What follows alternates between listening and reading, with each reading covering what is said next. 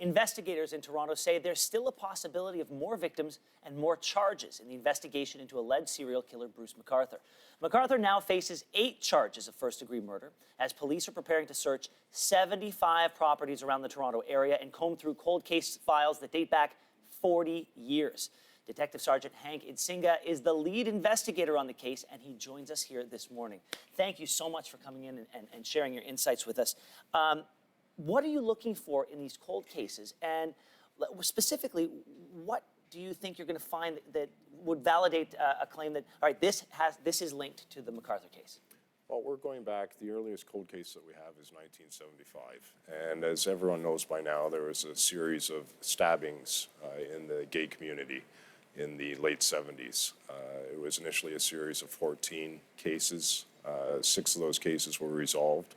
And we still have 7 or 8 more from that time period that we're looking at. So the first thing we have to do is pull the case files, go through them, see if Mr. McArthur's name is anywhere in those files. We're working on that process, and then we have to see if there's any biological items that would be suitable for testing by the Center of Forensic Sciences. What does it mean for you personally? For years that the gay community was saying, look into these cases of missing men. And it has taken a while, but now you have victims that you can point to and sort of offer resolution to that community. What does it mean to you personally that you're able to do that? Well, I think it's a fantastic accomplishment by not just me, but by the team, the Project Prism team that has put these pieces together and really started with nothing and been able to gather enough evidence to lay the charges. And thankfully, after the arrest, been able to recover some of the remains of the victims. Right now, we have partial remains actually of all the victims except for one. So I'm tremendously proud of the people working on the investigation. When you and your team uncovered those remains in one of those planters in someone's home, did you view that as a breakthrough? Was that a Eureka moment for the team? Well, that was huge. We arrested Mr. McArthur at a point in time where we had no remains and we had no idea where the bodies were. And when the dogs hit on those planters at that home, that was a very good moment for the investigation, cautiously optimistic. It took about a week and a half to thaw out those planters and be able to get into them. And then the first time they cracked those planters open and we found the remains, it was like I said, it was a bittersweet moment for the investigation. You know, it's been a little bit of a roller coaster with the Toronto Police Service's relationship with the gay community as it relates to this very broad, these broad investigations. Where do things stand now in terms of communicating with the community, updating them as to your progress? Well, it's been a constant criticism, I suppose, of how the police are handling things and the communication. We're not in a position where we can tell everybody everything about what we're doing. But at the end of the day, we've got a very specific job to do, and I think we've done a very good job of accomplishing that.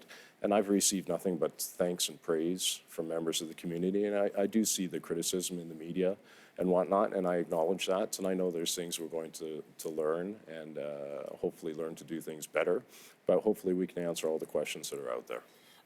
A lot of it, I have to assume, is management of expectation. There is so much evidence that you have to go through, so many old cold cases that you have to reopen.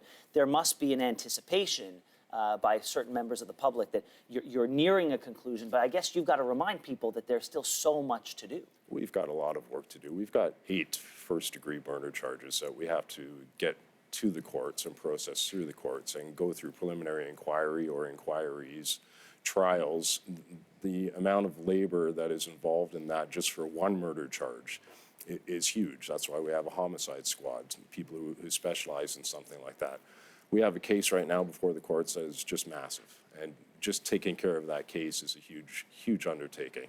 In addition to that, we've undertaken to go through the cold cases, go through the outstanding missing person occurrences in the city, and see if we can find any more links. I can't imagine what working on a case like this, the effects that it has on an individual, on a police officer. And this is a case that is all-consuming for you and your team. I'm wondering, are there protocols in place to help any officers who might view this as a burden that they're carrying, who need to relieve that pressure, who don't want to take it home with them? Absolutely. We have 2 staff psychologists. Counseling has been offered to anyone who needs counseling. It's completely anonymous to members of the team. We've always had that in place for members of the homicide squad. And I'm not so much of a supervisor that I'm going to hold people to specific hours and whatnot. If guys need to take a break, then they're welcome to take a break. So. Detective Sergeant, thank you so much for being here, for giving us this update today. We wish you and your team the best of luck as you plow through, and hopefully this comes to a resolution very, very soon. Thank you for having me.